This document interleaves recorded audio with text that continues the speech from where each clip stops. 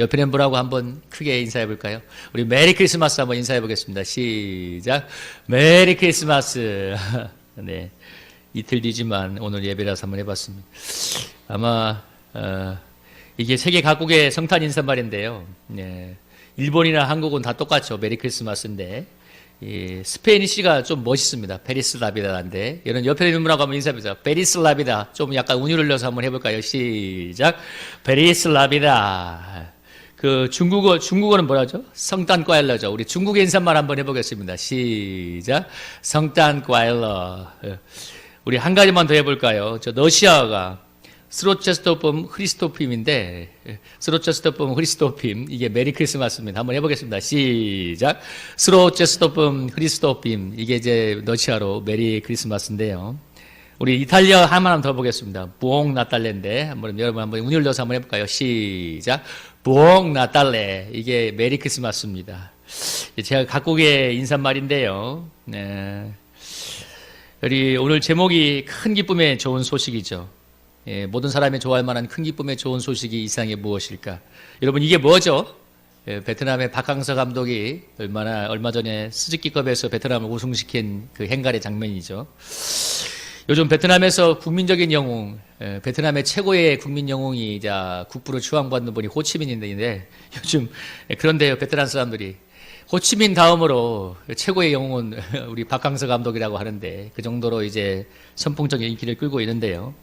이 박항서 감독이 얼마 전에 말레이시아와의 스즈키컵 결승에서 이제 말레이시아를 물리치고 베트남을 우승을 했는데, 박항서 감독의 물론 베트남도 정말 온 나라가 밤새도록 축제 분위기에 있었을 뿐만 아니라 박항서 감독의 조국인 한국도 덩달아 기뻐하면서 무려 25%의 사람들이 시청자가 이 결승전을 봤다고 하니까요.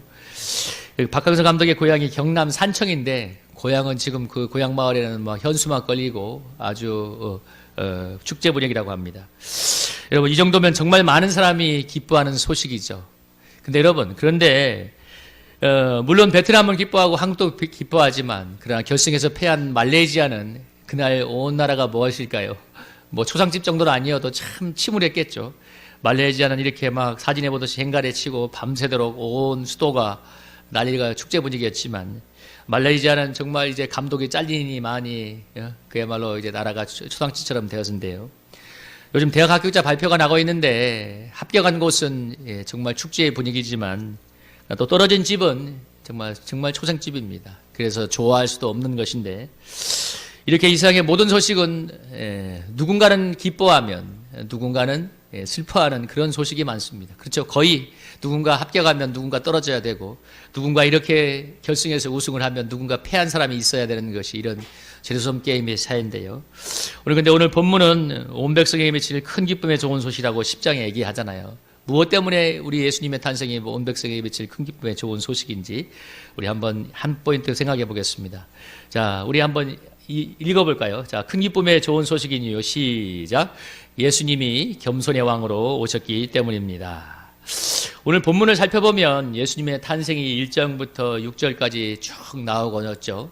로마 황제였던 가이사 아구스토가 호적 명령을 내리는 바람에 다 자기의 본적지로 돌아가게 되었습니다. 그래서 요셉과 마리아도 자기의 본적지였던 그 베들레헴으로 돌아갔는데 그때 이제 해산할 때가 돼서 고향인 베들레헴으로 가다가 여관에 들렸지만 있을 곳이 없어서 그래서 아기를 잉태한 다음에 그래서 이제 아기를 구유에 누였다고 하는데요. 보통 그래서 이 크리스마스 카드에 보면 예수님이 마구간에서 태어난 장면이 많이 나오죠. 실제 마구간이었는가에 대해서는 많은 학자들의 논란이 있고 이스라엘 절기를 생각해서 조그마한 텐트가 있고 그 안에 이런 게 있었다고 얘기도 하는데 어쨌든 간에 해산할 것 기한이 찼는데 아이를 낳고 여관에 방이 없다는 것은 사실이고 또 아기를 놓을 곳이 없어서 구유에 누웠다고 성경이 기록하고 있습니다. 이 구유는 소나 말이 밟는 말밥통을 이것을 얘기하는데요. 참 오늘 보면은 굉장히 극적이죠. 세상을 구원할 구주가 아주 이대하고 영광스러운 모습으로 태어난 것이 아니라 너무나 초라하고 가난하고 약한 모습으로 우리에게 오지 않았습니까? 아기는 모든 사람의 도움이 필요한 사람이잖아요. 아기는 철저히 섬겨야 되고 도와줘야 되는 사람인데 12절에서 뭐라고 하냐면 우리를 위하여 태어난 구주의 표적이 바로 강보에 쌓여 구유에 누인 악이라고 말합니다. 그러니까 이 구주 대신 표적이 뭐예요? 여기 11절에 보면 큰 기쁨의 좋은 소식이 너희를 위하여 구주가 나셨는데 그 구주된 표적이 강보에 쌓여 구유에 누인 악이라고 말합니다. 어떻게 여러분 이 강보에 쌓여 낳은 정말 작고 연약한 아기가 이 구주의 표적이 될 수 있습니까? 여러분 아기는 너무나 연약하기 때문에 태어나면 여러분 우리 이 산부인과에서 태어나면 바로 신생아실로 가잖아요. 신생아실로 가고 그리고 아기가 조금 체중이 미달하거나 약하면 바로 인큐베이터에 들어갑니다. 인큐베이터를 가는 엄마의 뱃속과 거의 동일한 환경을 만들어서 아기가 자라도록 하는 것이죠. 그래서 아이가 어머니 뱃속과 동일한 환경에서 어떻게든 살아날 수 있도록 자랄 수 있도록 하는 것이 인큐베이터인데 그래야 정말 막 태어난 연약한 아기가 자랄 수가 있기 때문에 그렇습니다. 근데 오늘 예수님이 누일 곳이 없어서 구유에 누웠다고 얘기하는데요. 우리 말하면 짐승의 밥통에 누이게 된 건데 너무나 작고 약한 아기 우리를 구원하는 구주가 되시려면 정말 강하고 힘이 있고 능력이 있어야 되는데 너무나 초라한 환경에서 작고 약고 정말 무력한 모습으로 태어난 아기의 모습으로 우리에게 다가오셨습니다. 왜 그런가? 바로 이 세상의 모든 사람들보다도 낮아져서 섬김으로 우리를 구원할 구주가 되기 위해서입니다. 이 세상의 어떤 사람들보다 낮아져서 그들을 섬겨서 그들을 구원하기 위함인데요. 사람들에게 있어서 가장 큰 욕망이자 또 사람들에게서 포기할 수 없는 것이 있다면 그것은 자존심과 자기를 높이고 싶은 마음입니다. 그래서 세상 사람들은 이 세상에서 누구나 다 이기고 싸우고 또 싸우면서 자기를 높이고 세우려고 하잖아요. 이 결코 부인할 수 없는 끌래야 끌 수 없는 것이 욕망에 높아지고 싶은 욕망인데 근데 이것이 이 세상의 가장 큰 비극이자 고통의 원인이기도 합니다.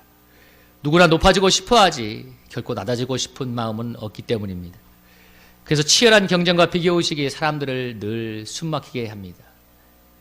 세상에서 약하고 힘없는 사람들 참 우리가 인도적으로 돌봐줘야 되고 요즘 복지도 한다고 말을 하지만 실제 세상에서 현실을 보면 약하고 힘없는 사람들은 많이 당해요. 사실 현실이 그래요. 오히려 힘 있는 사람들이 더 군림하는 게 맞습니다. 세상은 힘 있는 가진 자를 구원하는 세상이지 약하고 힘없는 사람을 결코 구원하는 세상은 아닙니다. 그래서 누구나 길을 쓰고 높아지려고 하는데 제가 요즘 좋아하는 드라마 중에 하나가 그 스카이캐슬이라고 입시 문제를 다룬 그 드라마인데 아마 보신 분도 있을 거예요. 제가 스카이캐슬 그 드라마를 굉장히 참 재밌게 보고 있는데 이 내용이 뭐냐면 대한민국의 최상류층이 자기의 이 모든 부귀영화를 대물림하기 위해서 자녀들을 명문대 소위 말하는 서울대 의대 보내기 위해서 몸부림치는 그런 내용을 담고 있습니다. 그 드라마 내용 중에 참 제가 본 것이 굉장히 충격적인 장면이 하나 있었는데 무엇이냐면 어떤 아이가 막 부모가 매일 학원 가서 막 공부하라고 닥달하니까 스트레스를 풀기 위해서 중학생 아이들이 작당을 해서 편의점 가서 이 과자를 훔치는 거예요.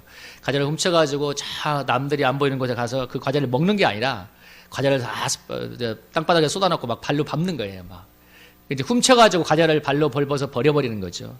그죠? 자기들로 말하면 일종의 일탈을 하고 있는 건데. 그래서 이웃집 아줌마가, 이사 온 이웃집 아줌마가 그 아이들이 그 훔치는 장면을 보고 따라갑니다. 따라가서 이제 현장을 잡은 다음에 너희들 이러면 안 되지 않느냐 해서 편의점 주인에게 찾아가서 사실은 자기가 엄마라고 얘기하면서 우리 아이가 이 물건을 돈을 안 내고 가져갔습니다. 얘기하니까 편의점 주인이 뭐라고 하냐면 웃으면서 아니 돈 내고 갔다고 사실은 돈을 내리지 않은 건데 그 내막이 무엇이냐면 그 훔친 아이의 엄마가 이 아이가 스트레스를 풀기 위해서 한 번씩 이 편의점에 가서 과자를 훔쳐서 과자가 갖다가 친구들과 함께 갖다가 그렇게 한다는 것을 알고 있는 거예요. 그리고 또 그것이 그 아이의 일탈이라는 것을 알고 스트레스를 풀기 위한 방편이라는 걸 알았는데 중요한 것은 이것을 어떻게 엄마가 해결했냐면 그 편의점 주인에게 찾아가서 아이의 이런 상황을 설명하고 혹시 아이가 앞으로 또 이렇게 물건을 훔치면 눈 감아달라 하면서 뒷돈을 줍니다. 뒷돈을 주고 그럴 때마다 아이가 훔쳤을 때마다 그 편의점 주인에게 돈을 주면서 그 이제 CCTV 영상을 지워버리고 쉽게 말하면 그렇게 해결을 하는 거예요. 그런데 이제 이 문제를 가지고 이웃집 아주머니와 그 과자를 이제 훔친 아이의 엄마하고 이제 다툼이 일어나는데 이런 식으로 교육하면 안 되지 않느냐, 도둑질이 아니냐 하니까 그 과자를 훔친 아이의 엄마가 뭐라고 얘기하냐면 얘는 이것이 입시에 공부에 스트레스를 푸는 놀이다. 그러니까 네가 상관하지 마라. 이 아이에게는 이 입시에 스트레스를 푸는 놀이다. 내가 이렇게 애를 교육하고 내가 뒷감당하니까 아야게는 도둑질이 아니라 놀이니까 상관하지 말라고.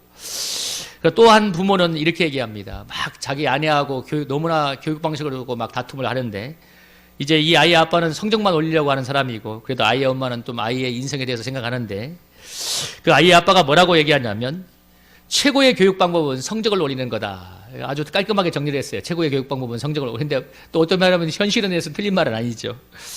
내용의 드라마지만 대한민국 교육의 현실이 너무나 적나라하게 들어있고 이 나라가 어떤 나라인지를 보여주는 정말 참 씁쓸하지만 너무나 마음에 공감이 되는 드라마이기도 해서 많이 인기가 있다고 합니다. 여러분, 물론 아이가 스트레스 받아서 그런 식으로 풀 수도 있겠죠. 근데 그것을 과연 놀이라고 해서 과연 부모가 그 편의점 주인에게 뒷돈을 주면서 그렇게 무마시키는 것이 맞는 것인가? 좋은 성적과 좋은 성적을 거두는 것이 최고의 교육 공부라고 말하는 그것이 과연 맞는 것인가? 오늘 이 사회의 단면을 보여주는 것이 아니라고 할 수 없습니다. 그러니까 위로 올라가는 것, 성공하는 것, 또 높아지는 것 외에는 아무런 관심이 없는 사회. 그래서 누군가 돌아봐야 될 옆 사람에 대해서는 관심이 없는 사회. 그래서 사람들에게 사는 게 너무나 각박한 것이 오늘의 현실입니다.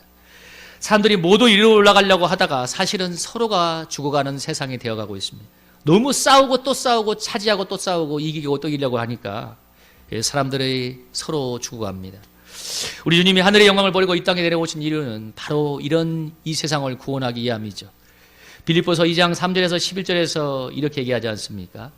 6절 7절에 보면 예수님이 하나님이시는데 하나님과 동등됨을 취하지 않고 사람의 몸을 입었고 십자가에서 죽기까지 복종하셨다고 얘기합니다. 그래서 모든 이름 위에 뛰어난 이름이 되고 또 그리고 우리를 구원할 구주가 되셨다고 얘기하는데요. 그러면서 바울이 뭐라고 얘기하냐면 5절에서 너희 안에 이 마음을 품어라. 그러면서 2절 3절에 얘기하죠. 여러분 2절 3절 4절 한번 같이 한번 읽어볼까요? 3절 4절입니다. 한번 읽어보겠습니다. 시작.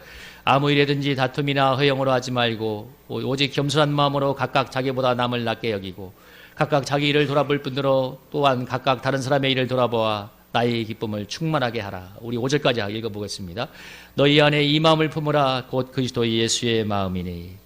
오늘 바울이 십자가의 죽기까지 자기를 낮춤으로써 우리의 구주가 되었던 그 주님의 겸손한 마음을 품으라고 얘기하면서 뭐라고 얘기하냐면 다른 사람을 자기보다 낮게 여기고 다른 사람을 돌아보라고 얘기합니다. 여러분, 다른 사람을 나보다 낮게 하고 겸손하게 여기고 수용할 때 다른 사람도 나보다 낮게 여기고 수용해주는 삶을 살아가게 되죠. 그리고 그런 속에서 서로가 천국이 이루어지고 생명이 살아날 수가 있는데요. 여러분, 인간관계는 너무나 속일 수가 없는 게 뭐냐면 내가 다른 사람을 무시하고 교만한 마음을 먹고 있잖아요.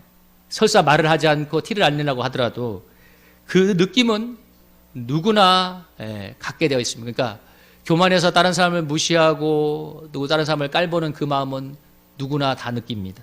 그리고 그렇게 무시를 당했던 그 사람은 반드시 동일한 그런 마음을 가지고 나에 대해서 적대감을 가지고 또 나를 무시하기 마련입니다. 그래서 여러분, 서로 인정하지 않고 서로의 존재를 인정하지 않고 세우지 않고 무시하기 시작하면 그게 바로 지옥 같은 세상이 되는 것입니다.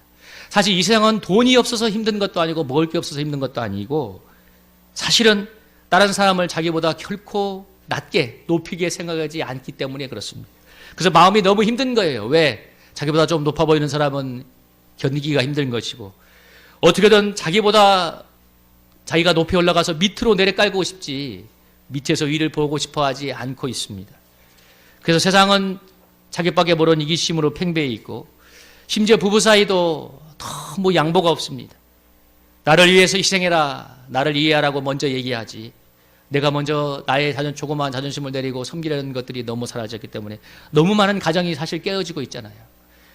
여러분, 옛날에는 뭐 좋아서 안 깨졌겠습니까? 서로가 그래도 서로에게 참았기 때문에, 그래서 서로에게 희생을 했기 때문이죠. 오늘의 인간관계는 너무가 양보가 없습니다. 오늘의 인간관계는 너무나 지독한 자기에 대한 집착으로 인해서 타인을 향한 자그마한 배려도 너무나 찾아보기가 힘이 듭니다. 그래서 사람들이 너무나 고독하며 또 그래서 죽이는 사회를 살아가고 있습니다. 여러분, 서로가 사는 길은 무엇일까요? 오늘 하늘의 영광을 버리고 오래 오신 그 예수님의 겸손을 품고 서로를 인정하고 섬기는 것일 것입니다.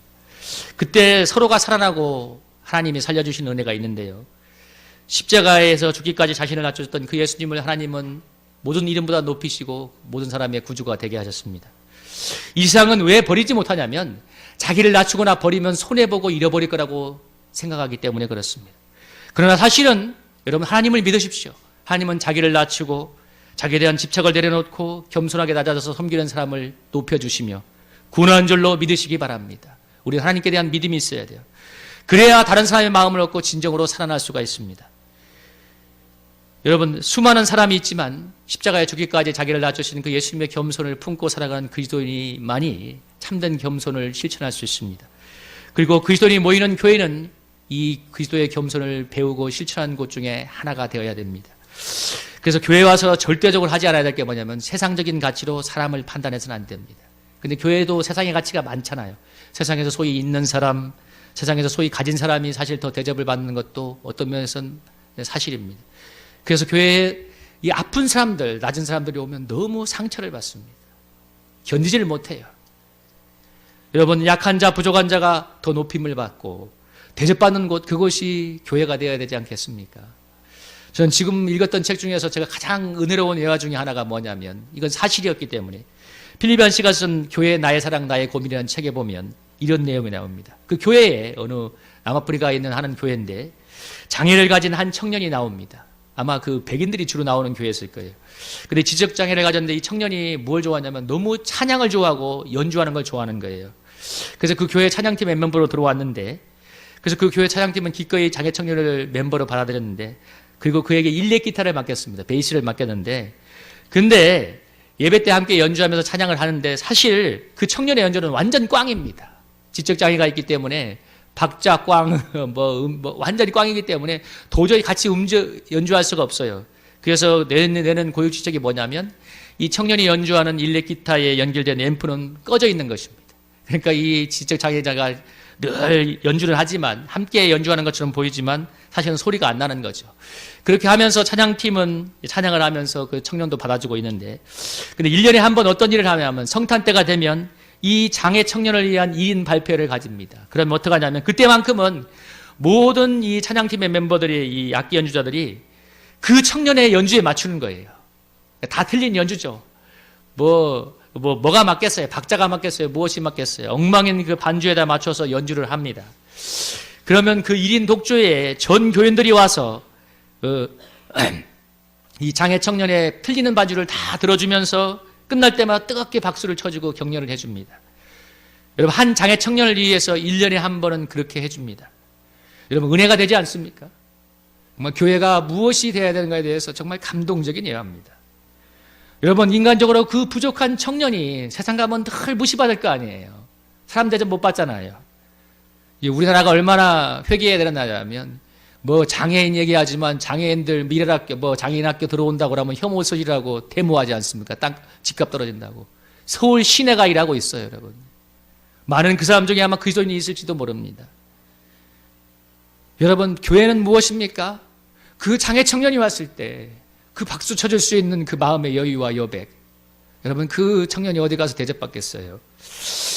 그 남아공에 지금은 은퇴했지만 투투대저교라고 있는데 남아공이 어떤 나라냐면 1980년대까지 90년대 초까지 아르파트헤이트라고 해서 그 흑인에 대한 백인에 대한 인종차별이 너무나 심한 나라 중에 하나였습니다. 전 세계적으로 제재까지 갔잖아요.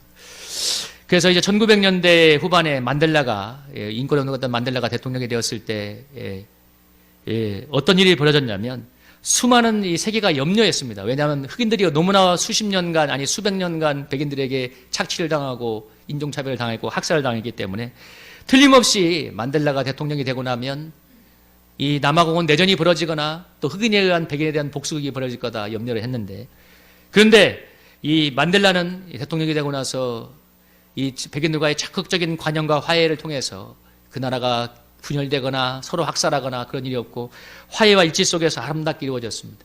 그래서 2000 몇 년도인가 월드컵이 그래서 세계에서 이뤄준 거예요. 남아공에 월드컵이 이뤄졌는데 근데 이 남아공에 이 화해와 일치를 불러온 한 사람이 있는데 그게 누구냐면 이 투투 대저교입니다. 근데 그가 어떤 사람이냐면 옛날에 남아공에 한참 막 학살이 벌어질 때 이 투투 대저교가 어떤 일을 했냐면 이걸 전 세계에 알리는 일을 했어요. 막 이런 남아공에 이런 인종차별과 학대가 벌어집니다. 그래서 1980몇 년인가 노벨 평화상을 탔는데, 근데 정말 감동적인 것은 뭐냐면 이 사람이 그렇게 인종차별에 반대하고 전 세계 인종차별의 폐해를 알렸던 그가 만델라가 대통령이 되었을 때 대화해를 이끌어낸 주인공이 되었습니다. 그 장면 중에 그 글 중에 하나가 여기 있는데요. 이게 바로 그 어떤 진실화해위원회에서 열렸던 한 장면인데요. 1996년 4월 15일 남아프리카 공화국에서 진실화해위원회가 열렸다. 과거 오랫동안 흑인과 백인을 분리하고 흑인을 차별했던 인종분리 정책인 아르파테이트가 마침내 끝나고 그동안 저질렀던 끔찍한 고문과 범죄들이 모습을 드러내는 순간이었다. 청문회가 열린 어느 날 비시오 대학살이라고 불리는 비시오라는 도시에서 자유를 요구하며 시위를 벌이는 군중에게 군인들이 총을 쏘아 29명이 사망하고 200명이 중상을 입은 사건의 증인들이 출석했다. 청문회에는 학살당한 희생자의 가족과 친구들, 당시 현장에서 시위에 참가했던 사람들로 가득했다. 그들의 눈은 모두 증언대오를 군인들에게 하겠다. 첫째 증인은 군사령관이었다. 그는 자신이 발포 명령을 내렸다고 진술했다. 자기 부하가 시위 군중에서 쏜 총에 맞았다는 보고를 받았기 때문에 어쩔 수 없이 방어 차원에서 발포 명령을 내렸다는 것이다. 하지만 실제로 군중이 먼저 총을 쐈다는 증거는 발견되지 않았고 군중에게 총을 맞은 군인도 없었다. 무표정하고 감정을 드러내지 않는 그의 증언은 청중들의 마음 역시 돌처럼 굳게 만들었다.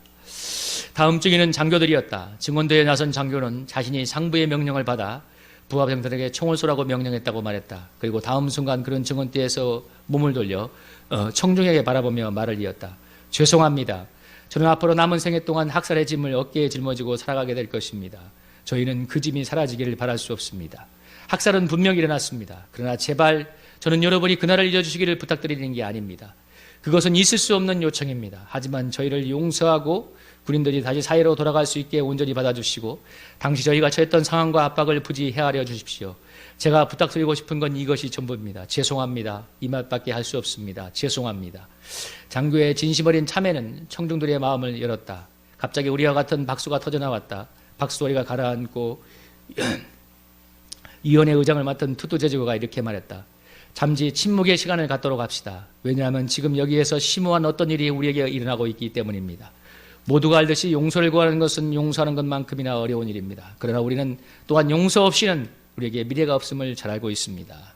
그러면서 이제 정말 그 진실위원회가 열려서 화해위원회가 열려서 이 사람들을 정말 사면했던 거예요. 물론 참극이었지만 그래서 흑백 갈등을 종식을 시켰고 남아공을 하나 되게 했는데 그러니까 남아공이 어쩌면 대대적인 보복과 내전으로 갈 수 있는 것을 막았던 사람이 이 바로 투투 대제교인데요. 이 투투 제주교가 예수님께로 다 교회에 나간 결정적인 계기가 있습니다. 어떤 일이 있었냐면 이 투투 제주교가 어렸을 때 교회를 안 다니고 있었는데 당시 어느 정도로 이 흑백 차별이 심했냐면 백인의 중에서 뭐 경찰이나 유력한 인사들이 길을 지나가고 있으면 흑인들은 항상 고개를 숙이고 인사를 해야 됐대요. 근데 어느 이제 그 유명한 그 시의 백인 검사가 길을 지나가는데 모든 사람들이 인사를 하는데 그때 어느 날도 이제 그 투투 대주교의 부모와 투투가 이제 길을 걸어가고 있는데 그 백인 검사를 만난 것입니다. 그때 이제 인사를 했는데 이번에는 그 어느 백인 검사가 먼저 투투 대주교의 부모와 투투 대주교에게 인사를 하더래요. 어린이의 그 투투. 그래서 하도 투투 대주교가 이상해서 부모에게 물어봤대요. 아니 왜 이 사람은 백인 검사인데 인사를 하죠? 고개를 숙여 인사를 하죠? 그 부모가 뭐라고 했냐면 이 사람은 교회 다니는 신시한 그리스도인이란다. 그래서 예수님의 마음으로 우리에게 이렇게 예의를 차리는 거란다. 그 얘기를 듣고 나서 투투 제주교가 그 주에 바로 교회에 등록해서 교인이 되었고 그 남아공의 성공의 유명한 대주교가 되어서 남아공의 위대한 화해와 이제 일치를 이끌어내는 그 주인공이 되었는데요. 여러분 그 제가 하고 싶은 것은 뭐냐면 투투 제주교를 예수님께로 이끌었던 것은 전도가 아니라 그 백인 검사 누구나 흑인을 정말 짐승처럼 깔보는 그런 사회에서 흑인을 향해서 머리를 숙였던 백인 검사의 그 겸손한 인격이 어린 투투 제주교의 마음을 예수님께로 인도하고 여러분 구원으로 이끌었으며 그 예수를 만난 투투 제주교가 위대한 남아공의 여러분 화해와 일치를 이끌어내는 주인공이 되었습니다. 여러분 참 감동적인 건 아닙니까? 백인 검사면 우리나라 말하면 검사가 얼마나 우리가 말하는 것은 끝발이 좋아요. 하늘을 찌르는 그런 권세가 있는데 그 누구도 아니고 흑인에게 머리를 숙여서 인사한 그 겸손한 인격, 예수님의 마음의 인격이 여러분 놀라운 감동을 주고 하나님의 역사를 이루어지지 않습니까? 오늘 우리 사회의 가장 큰 문제가 무엇입니까? 높아지고 싶어서 사람들을 자기 밑에 깔아놓고 싶어서 안달인 사이이기 때문에 그렇습니다. 저나 여러분은 어떤가요? 남 얘기하지 말고 저나 여러분은 어떻습니까? 저도 보니까 내가 정말 높아지고 싶어서 막 그런 몸에 몸부림을 치지, 정말 예수님의 겸손은 참 부족하구나 하는 것을 느낍니다. 정말 나는 다른 사람을 그 누구도 나보다 낮게 여기고 있는가? 정말 깊은 질문을 던집니다. 여러분은 어떻습니까? 여러분은 다른 사람을 정말 나보다 낮게 여기고 있습니까?